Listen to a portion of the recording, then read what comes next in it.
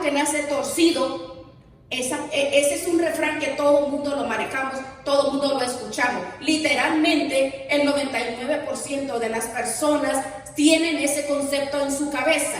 Pero la palabra nos describe que el cometer errores no es una sentencia para una persona, porque el hombre es un concepto que el hombre se ha traído a través de las mentiras. Satanás envuelve a las personas, a las culturas, a cada persona para moldearnos y para llenarnos de temores ante la realidad de lo que la palabra de Dios nos enseña.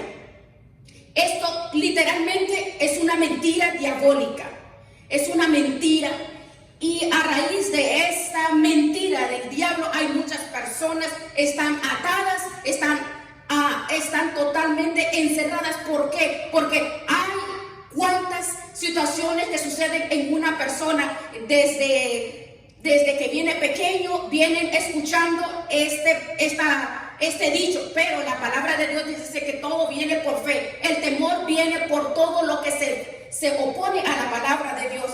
¿Y cómo crece una persona? Con miedos, con temores, y la ausencia de lo que produce el fe, que es la palabra de Dios, nos llena la cabeza de palabras negativas. Y ese es el concepto que manejan muchas personas y cometen errores. No estamos exentos, pero este refrán le cae una sentencia. Vean primera de Corintios 15:2 lo que dice.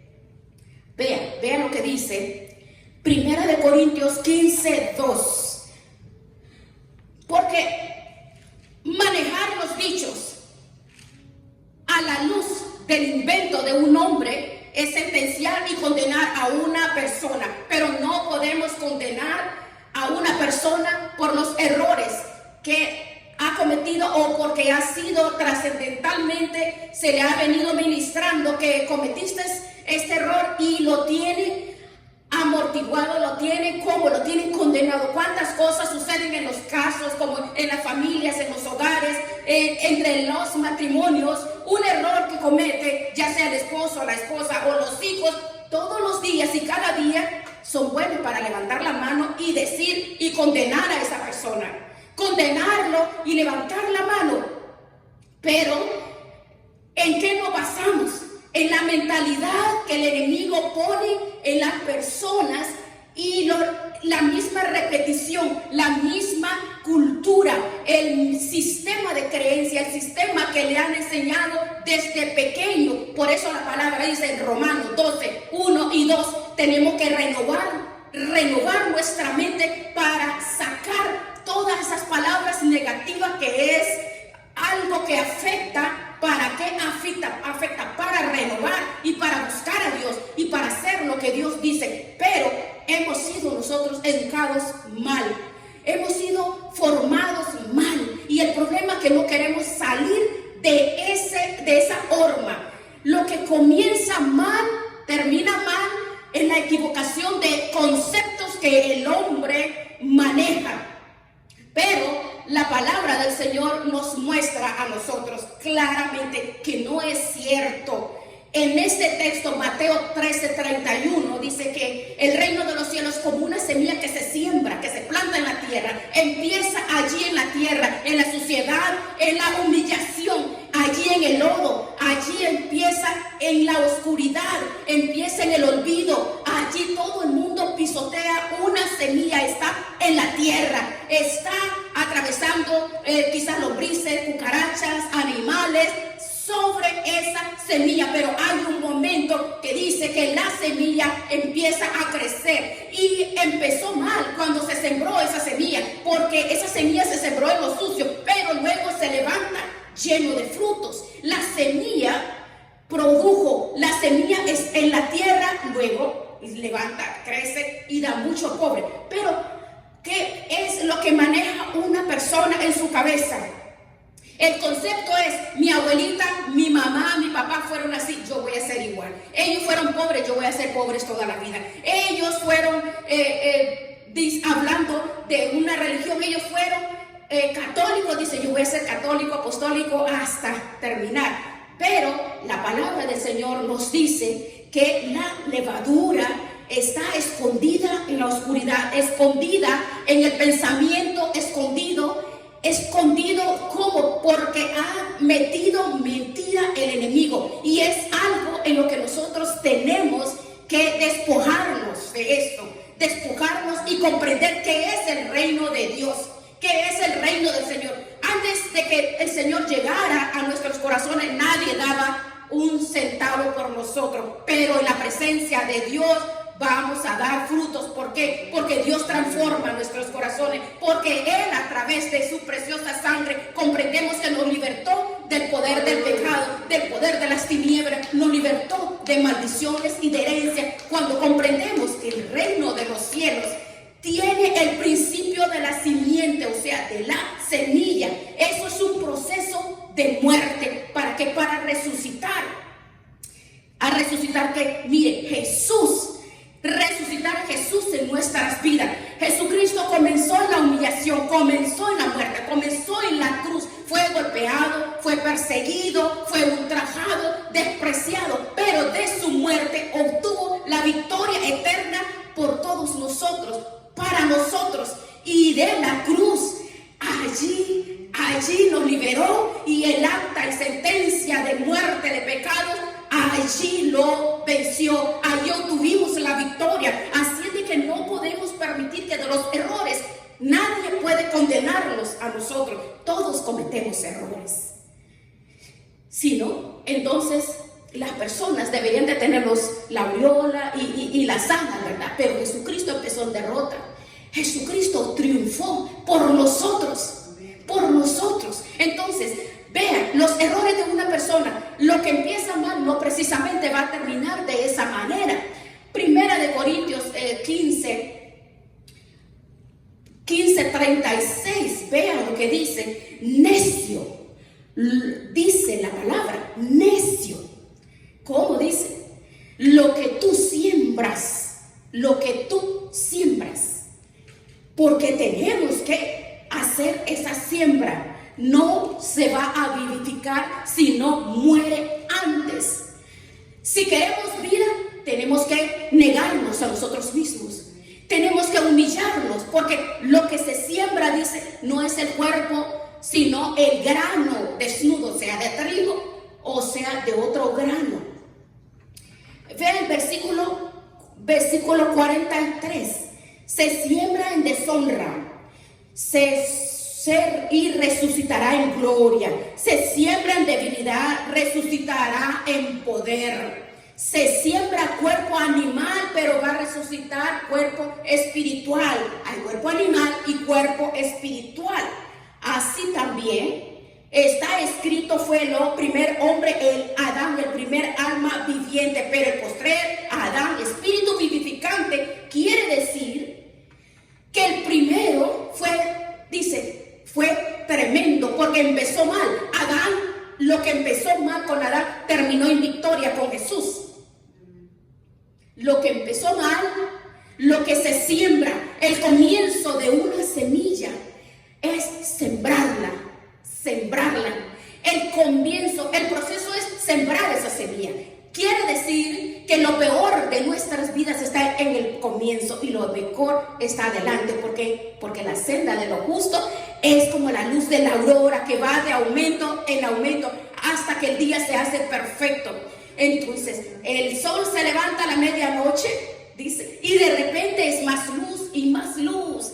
Del momento más terrible, más duro, más difícil, del momento más tremendo y terrible, de todas las pruebas y luchas y tribulaciones, situaciones que atravesemos, que estemos mal, pero el Señor dice que se va a encargar de todas esas situaciones, de toda la oscuridad que parece cuando vamos trasladando, cuando vamos atravesando el desierto. Por eso la palabra del Señor nos dice que se siembra es una semilla.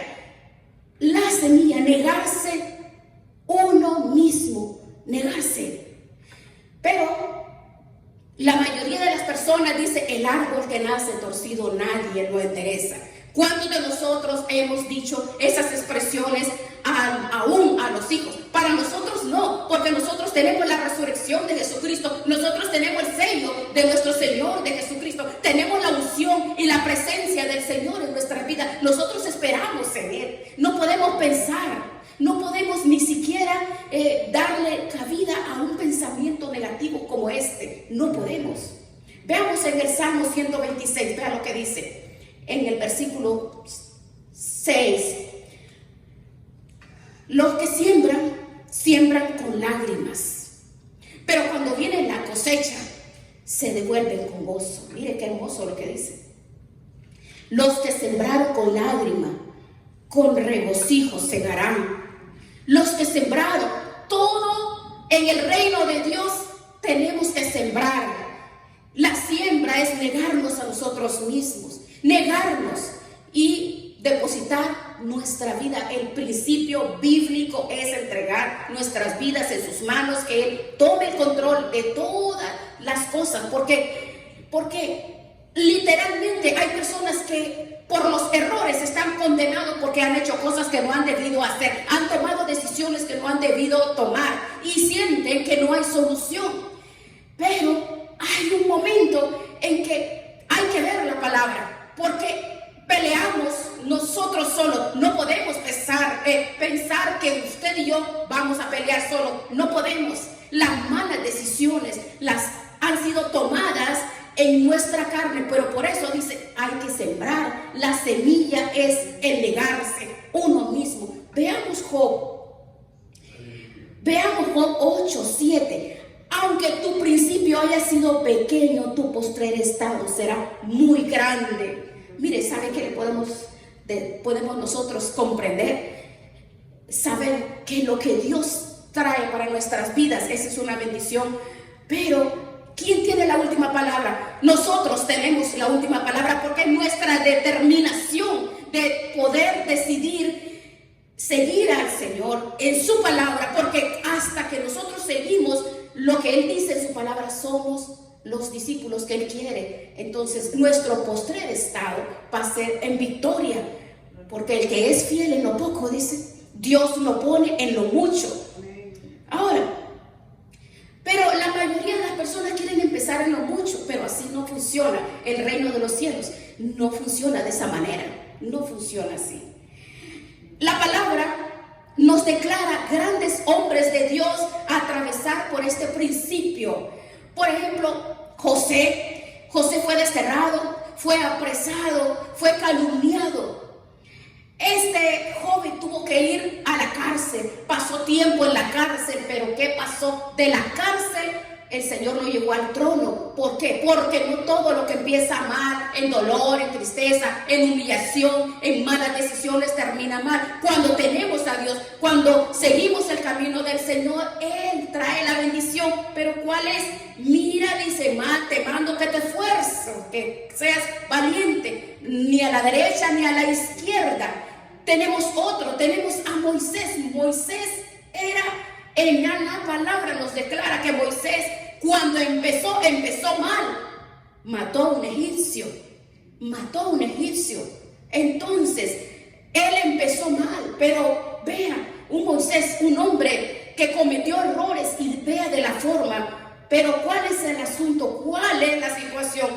Empezó mal, pero ¿cuál es el secreto? Es la obediencia a su palabra, convertirse en discípulo, aunque empecemos mal, pero si nosotros seguimos sus preceptos. ¿Quién era Salomón? ¿Quién fue Salomón? Salomón, según las escrituras, nos deja saber que Salomón fue nacido de Betsabé, en ese tiempo que David mandó a matar literalmente a Urías Eteo. ¿Y qué pasó? De la indiscreción que cometió David, de ahí nació Salomón. Entonces ve los misterios, la gloria y la presencia de Dios. Pero vea, sin embargo, terminó siendo el rey. Entonces, ¿qué errores hay? ¿Cuántos errores que comete una persona y luego empiezan a señalarte y dices que es cristiano y dices que es cristiana? Pero ¿cómo estás diciendo? Y por los errores queremos condenar a una persona, lo cual no es No puede ser. No podemos nosotros levantar el dedo ni condenar a nadie, ni la persona que ha cometido errores sentirse condenado, aislado, porque cometió un error. Los errores pues es pecado, ¿verdad? Todos fallamos y todos pecamos, cometemos pecado, pero esa es la razón por la cual hay muchos muertos espirituales en el desierto, por los errores. ¿Por qué? Porque se autocondenan, pero los errores no nos podemos autocondenar, porque tenemos un Salvador, tenemos un Dios que dice, venid a mí, entremos a cuenta. Aunque tus pecados sean más rojos que el carmesí, serán, dice, emblanquecidos más que la blanca lana. Entonces no podemos nosotros permitir que los errores y las fallas que comete una persona, hay que ayudar y levantar. En el cristianismo somos nosotros soldados, y en los soldados naturales, como el ejército natural, cuando hay un soldado herido, lo levantan, lo llevan a la enfermería, le proveen medicina, le proveen todo lo que un soldado necesita. Pero en el cristianismo es terrible. En el cristianismo es duro y es difícil comprender esta forma como el discípulo tiene que levantar. Tenemos que levantar unos a otros, levantarnos unos a otros. Porque la palabra nos declara, mire, tenemos otro ejemplo. Por ejemplo, Esther era una huérfana, era extranjera. Esther no tenía, en ese momento ella no tenía destino, era pobre. ¿Y qué terminó siendo? Terminó siendo la reina. Entonces vea cómo es, usted y yo somos especiales e importantes en las manos de Dios. Somos importantes, no podemos menospreciarnos ni menospreciar a nadie porque cometió un error, sino hacerle ver que el hijo pródigo cometió un error. No, el hijo pródigo sí falló y cuántas cosas hizo, y se fue a la calle, hizo de la bendición de Dios. ¿Qué fue lo que hizo? Gastó toda la bendición que fue, pero dice que hasta el extremo de llegar a andar hasta lo más bajo.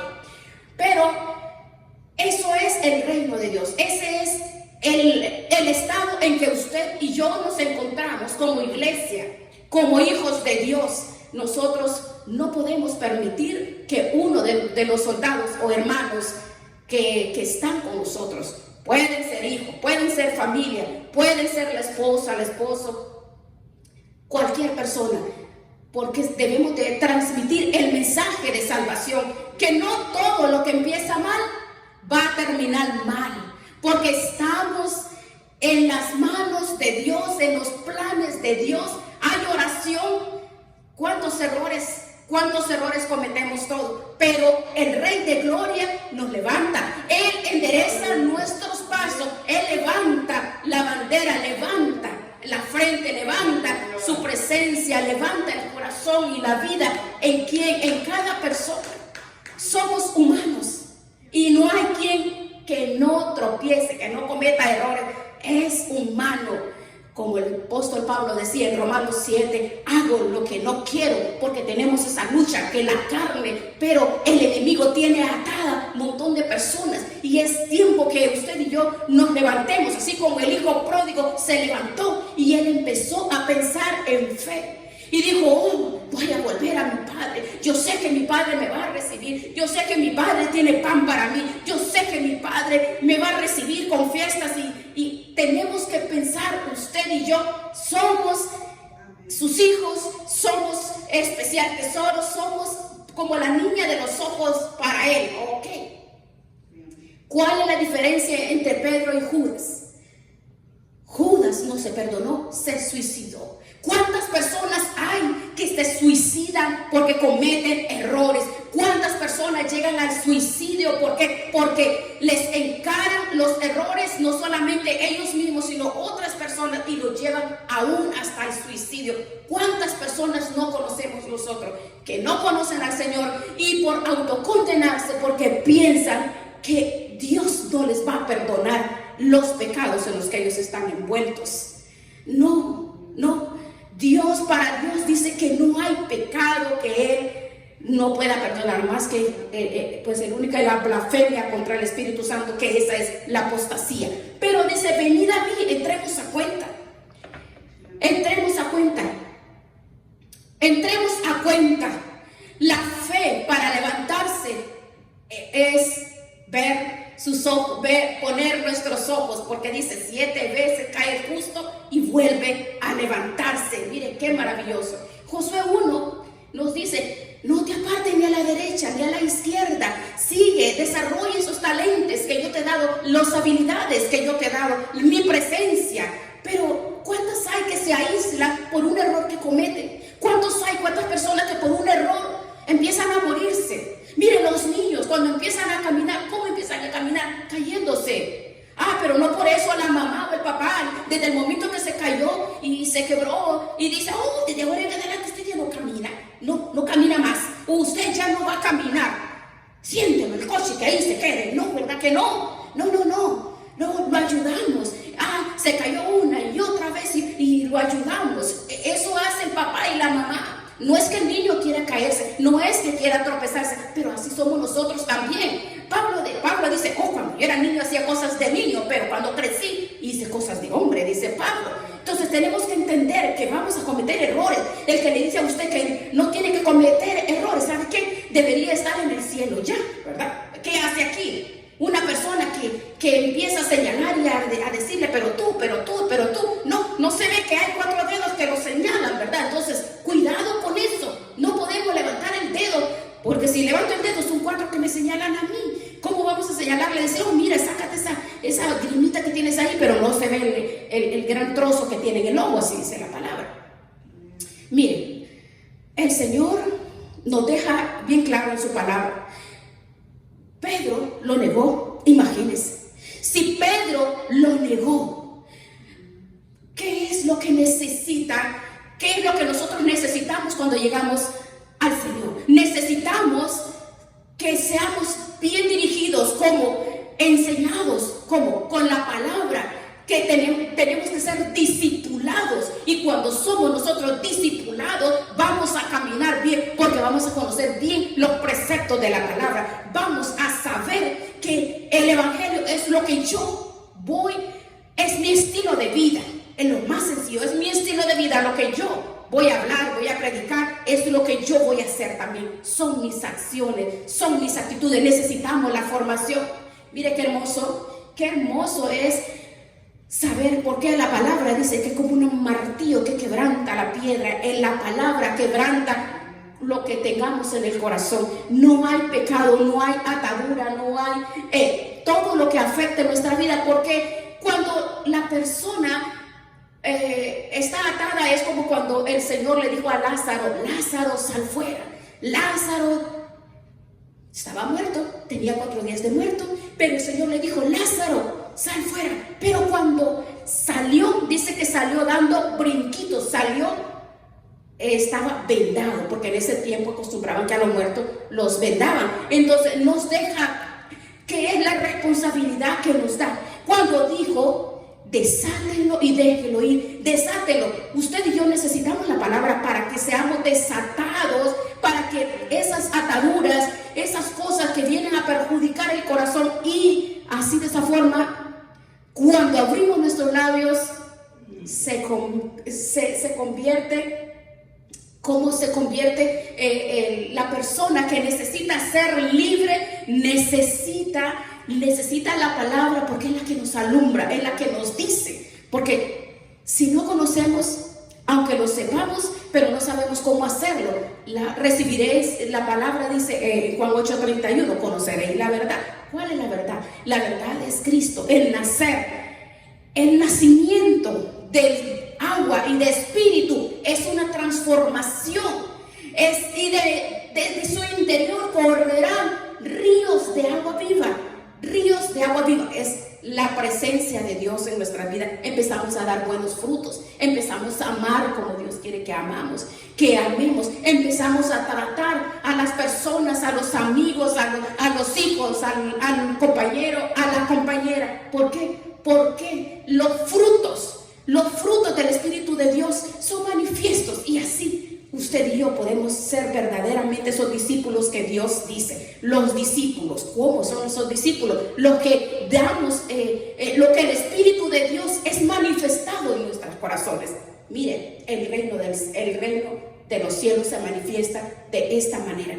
Mire, hay un espíritu terrible que hay en los hogares, los hijos, el tiempo de ahora, la generación de ahora, los jóvenes, cuánta ayuda, cuánto apoyo necesitan. Y nosotros como padres, ¿qué hacemos? Señalarlos, condenarlos por un error, por los errores. Y no queremos aceptar de que son jóvenes y necesitan nuestro ejemplo para que en estos estatutos, en lo que la palabra del Señor dice, se levanten. ¿Y cómo se van a levantar si nosotros no le damos un testimonio genuino a nuestros hijos, a nuestra familia, compañeros, compañeras? Porque es que ese es el estilo de vida que tenemos que tener. El estilo de vida, como nos muestra en Mateo 13, 31. Las malas decisiones en nuestra vida vienen a surgir y a multiplicarse cuando nosotros no buscamos verdaderamente la guianza del Señor, sino dejamos guiar por nuestras propias pasiones. Veamos Santiago, veamos lo que dice Santiago 5:11. Mire lo que dice. Hay decisiones y hay situaciones que atravesamos nosotros, a veces por malas decisiones, y a veces son pruebas que el Señor ha permitido en nuestras vidas para formarnos en el desierto. ¿Qué dice? Las aflicciones puede ser una tentación, una lucha, una enfermedad, una aflicción. Puede ser, ese versículo 11 nos habla tan bonito que tenemos que tener bienaventurados los que sufren, pero es cuando el Señor permite que el desierto llegue para formarnos. ¿Ha visto la paciencia de Job? Porque ¿cuál fue el fin del Señor? Es misericordioso y compasivo.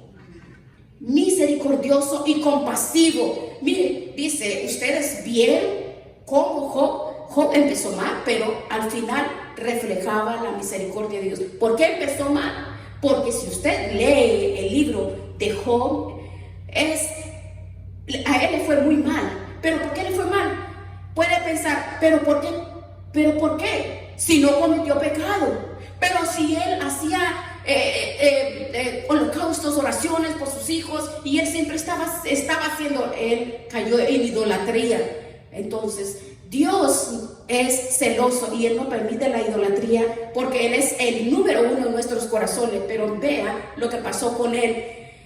En Job 40, usted ve cómo capítulo 42 dice que le multiplicó todo lo que perdió, se lo devolvió, porque lo que comenzó con dolor, con tristeza, con dolor, el Señor lo coronó en su gracia y en su favor. ¿Por qué? Porque Job entregó todo en las manos de Dios, esperando en Él. Así será con nosotros. Si nosotros sabemos esperar en el Señor y lo entregamos en sus manos. En estas conclusiones, veamos, aquí tenemos 3 conclusiones.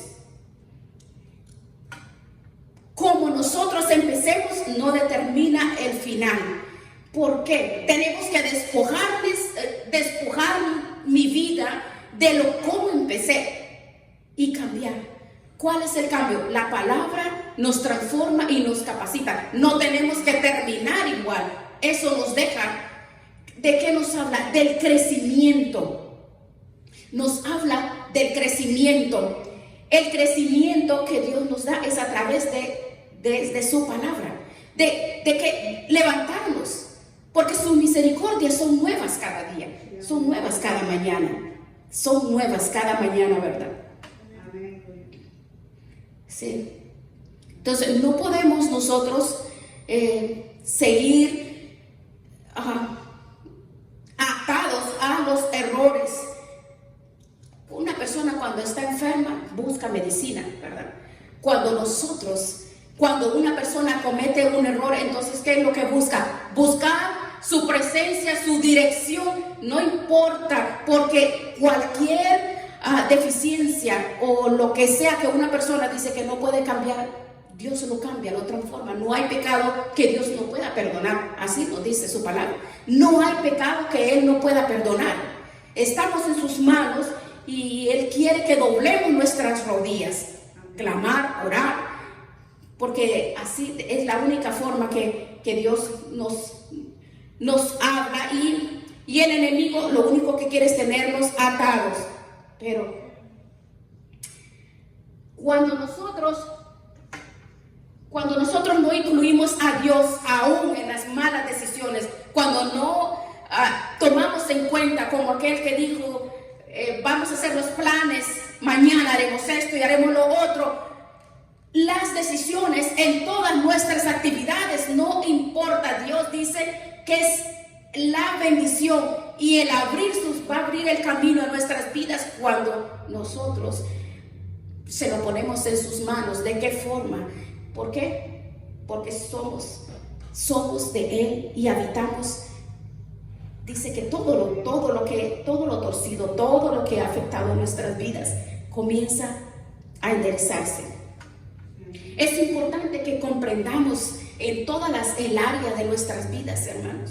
No importa, la vida es dura y es difícil, es dura de lágrimas, pero dice que el reino de los cielos, cuando pasamos una etapa de ser anónimos, de ser estrechos, de estar en escasez, de estar en tristeza, de estar en pruebas, de estar en dolor, la palabra nos deja a nosotros bien claro, es que no tenemos que ver lo oscuro o el lodo o las tinieblas de las que estamos atravesando. ¿Por qué? Porque las crisis todos los días las vamos a tener. Tenemos que ver al Señor en todo lo que atravesemos. Vamos a ver el final. Vamos por fe, andamos y no por vista.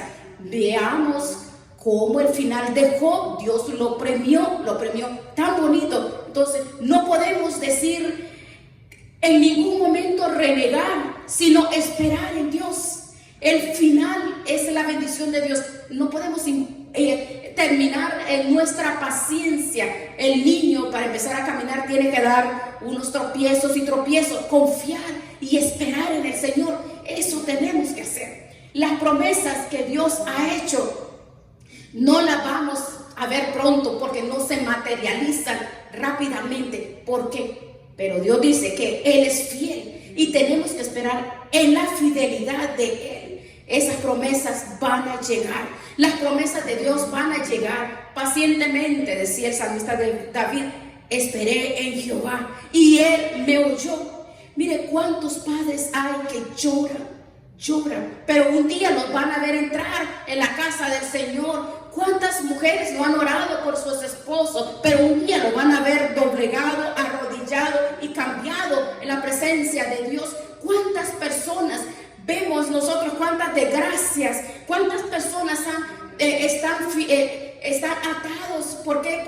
¿Por qué dicen, por qué no sanó? ¿Por qué se fue mi papá? ¿Por qué mi mamá? Pero el Señor va a levantar a cada uno, el que pone sus ojos en Él.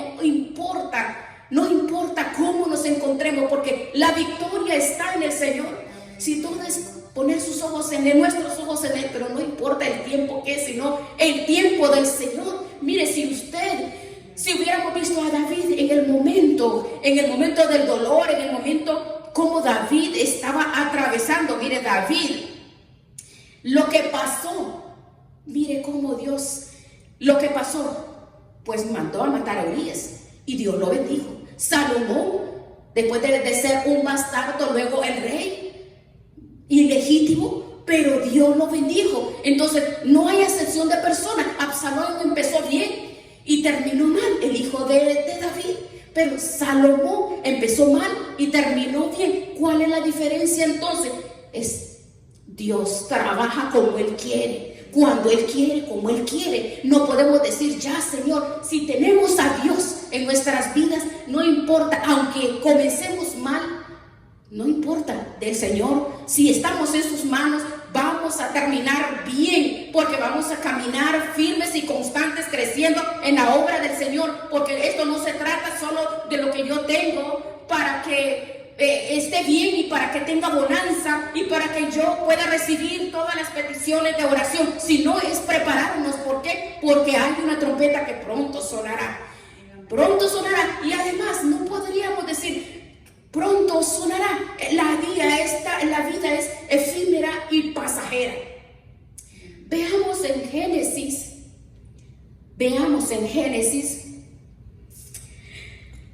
Mire, toda la creación comenzó mal. ¿Cómo comenzó? Veamos Génesis. Ve lo que dice Génesis capítulo 1. En el principio creó Dios los cielos y la tierra. Y la tierra estaba desordenada y vacía, y las tinieblas sobre la faz del abismo. Vean, cuando dice, no es que estaba mal hecha, sino que Dios quiso demostrar que del desorden y del vacío, de la oscuridad, Él puede traer orden, perfección. Y mientras la tierra estaba en desorden, dice, era un desorden. ¿Cómo estaba la tierra y el universo? Pero ¿qué fue lo que dijo el Señor? Sea la luz. Y cuando Dios intervino, lo que estaba oscuro, lo que estaba vacío, lo que estaba desolado, lo que comenzó mal, aquí dice que lo que comenzó mal, porque la tierra estaba desordenada y vacía, pero luego Dios la llenó de luz, de bendición y de gloria. Sí, mire qué hermoso. Ese es el Dios en el que tú y yo confiamos. Ese es el Dios que tenemos. Es el Dios, el soberano. Así comienza la Biblia. Así comienzan nuestras vidas.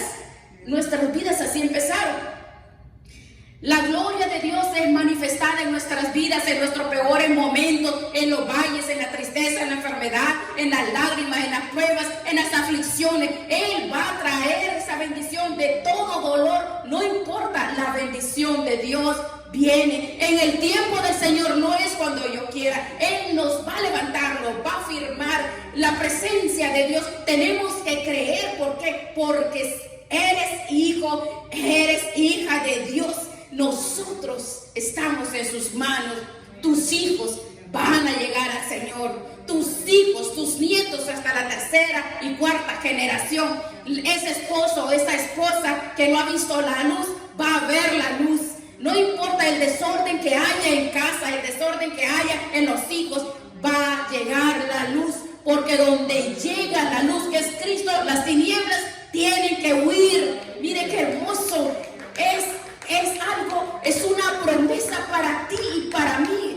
Esa es una promesa que no tenemos que tomarlo como algo pasajero. Tenemos que atesorarlo y tomar y afianzarlo, hacerlo mío, hacer mía esta palabra que dice que todo lo que empezó mal va a terminar bien. Él no hace excepción de personas. El Señor no hace excepción de personas. Todos estamos en la casa del Señor, porque la casa del Señor es un hospital. Este es un hospital. Mire cómo comenzó el caminar. Usted puede ver María Magdalena. Cómo empezó esta mujer. Cómo empezó esta mujer. La vida de esta mujer como una prostituta. Eso era ella. Y cómo empezó ese caminar de esta mujer, que era una prostituta. Asistió a un lugar donde Jesús estaba allí. Tenía 7 demonios. La palabra lo declara así. Estaba endemoniada.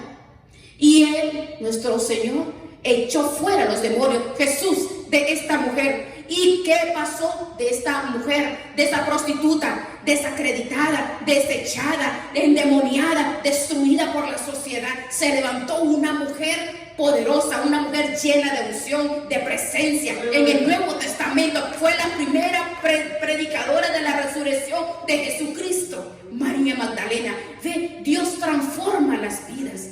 Dios transforma, no importa importa lo que sea, lo que ha hecho una persona, Dios transforma, Dios santifica. No importa las tinieblas, los tropiezos, lo que haya, lo que sea. No importa lo que comenzó mal.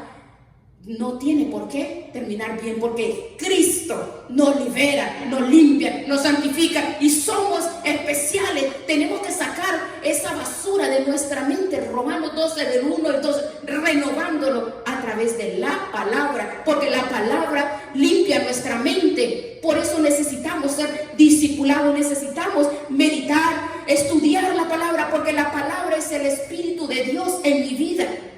Y ese Espíritu de Dios va a enderezar lo torcido que tenemos nosotros. Así de que eso de que dice que árbol que nace torcido, dice que nadie lo enderece. Eso, no. Dios endereza todo. Dios endereza los corazones torcidos, los corazones oscuros, los corazones negros. Él endereza todo. Todo.